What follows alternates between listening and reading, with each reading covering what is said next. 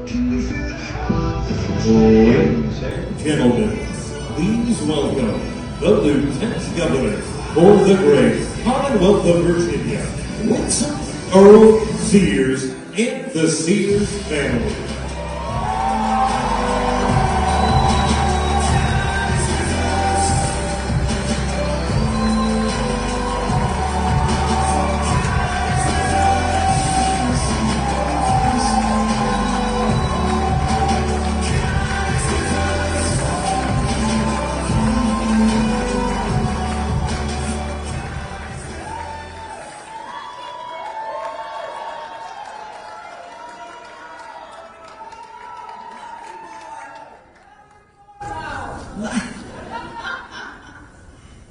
Thank you all for coming. I'm really not even supposed to be here. Think about it. I mean, I'm an immigrant from another country, and yet you all have given me the opportunity to do this. This is such an amazing thing for me. Really, even when I had the protesters from the other side, I looked at them in wonder. They thought they were hurting me, but they weren't, because I thought to myself, this is America. It's amazing that we can protest each other, wonder who's coming to get us. And we must never lose that. America is such a wonderful place. I don't think we know that. I'm watching people teach their children to hate their country. Why would you do that? Where else are you going to go? And so I thank you. I thank you for giving me this very great opportunity. And it started, of course, when you gave my father the opportunity to come to this great country with, again, you heard me, his $1.75. And that's what started the trajectory of my life. I became, of course, a Marine, a business owner, CEO of certain organizations, and then a delegate, and now Lieutenant Governor, second in command.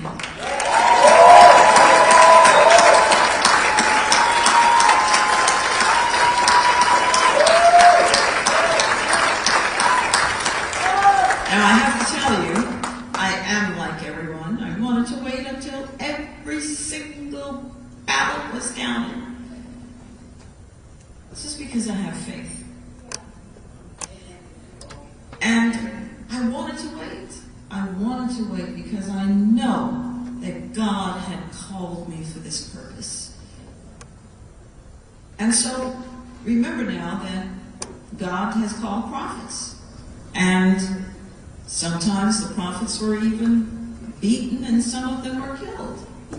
And so we understand that victory to the Lord looks a lot different than what we think of as victory. Victory starts with obedience. Obedience. Never forget that. So, before I say anything else, although I've said everything, I want to thank you because you believed in me. You who voted for me and who worked so hard to make our dream for Virginia come true. I still want to continue to thank God for this journey and His grace that brought me again to this wonderful country, this wonderful Commonwealth. And a special gratitude goes to my family, my wonderful husband,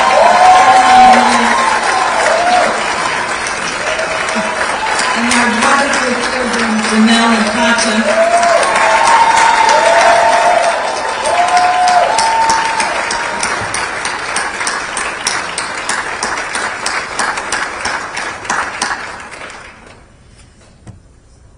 I have to tell you, I think I learn more in a loss than I ever do in a victory. And I think there's just something about that. And it builds you. It's either going to tear you apart or it's going to build you. Well, I don't tear apart. I have God. I don't tear apart.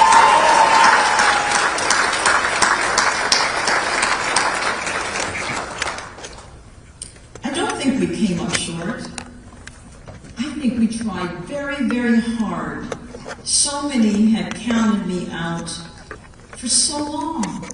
And it's an amazing thing to watch. And we just kept plugging and plugging. And so I want to say to our young people here, remember that life has ups and downs. You must never stay down. There is nothing down there. You must one life that you have, and it must be lived to the fullest. Your life has purpose. You have purpose.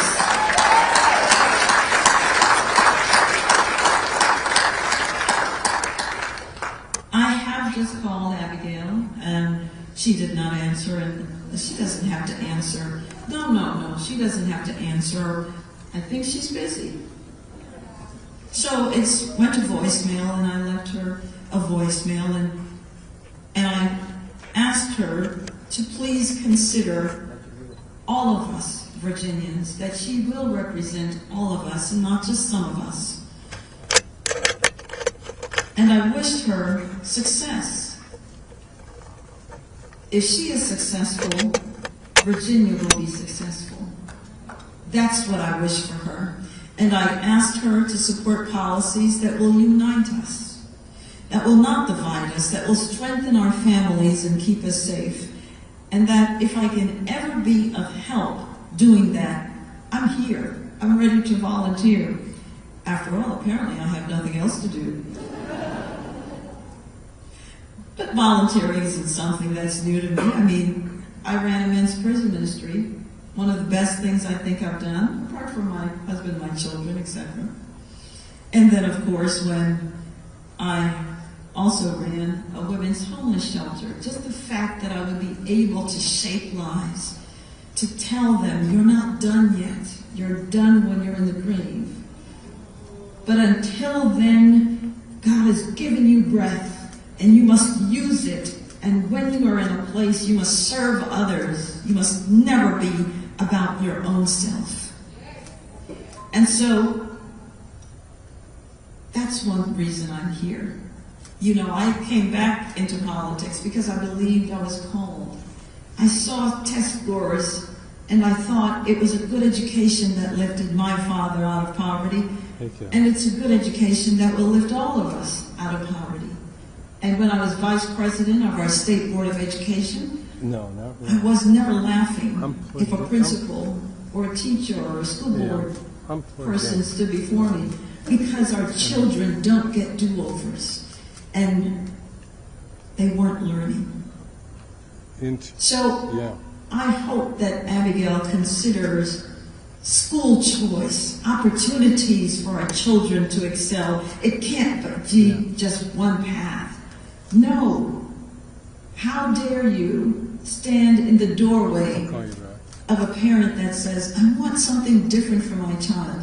Please give me the money. I am low income, but can you give me some money that I can choose a school that I believe is best for my child? We've celebrated the 71st anniversary of Brown versus Board of Ed. And what was that about? Was it about the worship of a brick building? No. It was about the parents being able to decide where to send their children to school. That's still the option that parents want to have. Folks, I ran a race, again based on foundational ideas that would, well, repeal the car tax, protect our girl children especially, and not create sexual trauma for them in bathrooms and locker rooms and in their sports. And I ran a race to expand our economy. When I had my business, it thrived. I started my business in the Great Recession. We did very well in a recession. And then COVID came. And we did very well in COVID as well. But it was the decision of the then governor that caused my business to close. And so it matters who the governor is. Policies matter.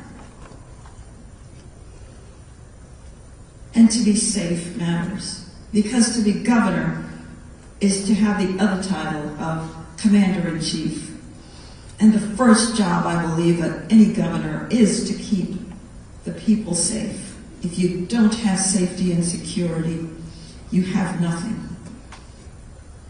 And so, I'm not going to give up. Have you given up? No, you must not. My opponent, Abigail, ran as a moderate. If she governs as one, then she will unite us and she'll heal our divide and win our support. I hope and pray she does. But all should note, I don't consider this a loss because remember, I've always said this, I'm a Christian first and a Republican second, and that's the way it always will be. Because no political party has ever given their life to me.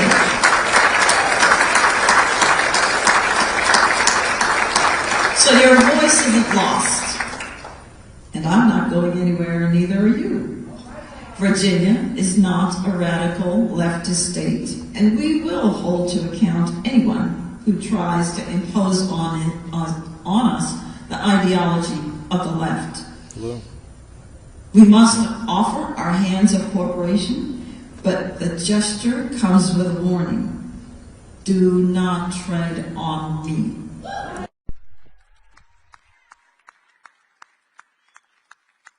The wind belongs to God.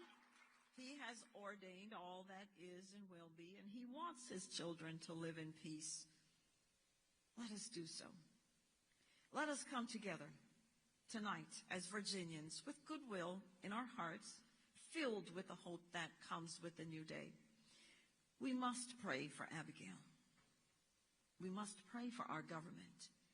You are the government of the people, by the people, and for the people. We must pray for our state, and we must pray for our country. God has used us for His purposes. We answered the call. We have no regrets. No matter what comes next, big or small, we still pray, here I am, Lord, send me. So, don't give up. We must never give up. To give up is to give up. May God continue to bless you, and may God continue to bless our cherished Commonwealth of Virginia. And may God bless these great United States. Thank you so very much for investing in me. Thank you so very much. Many of you, and I want to finish here, you carried me.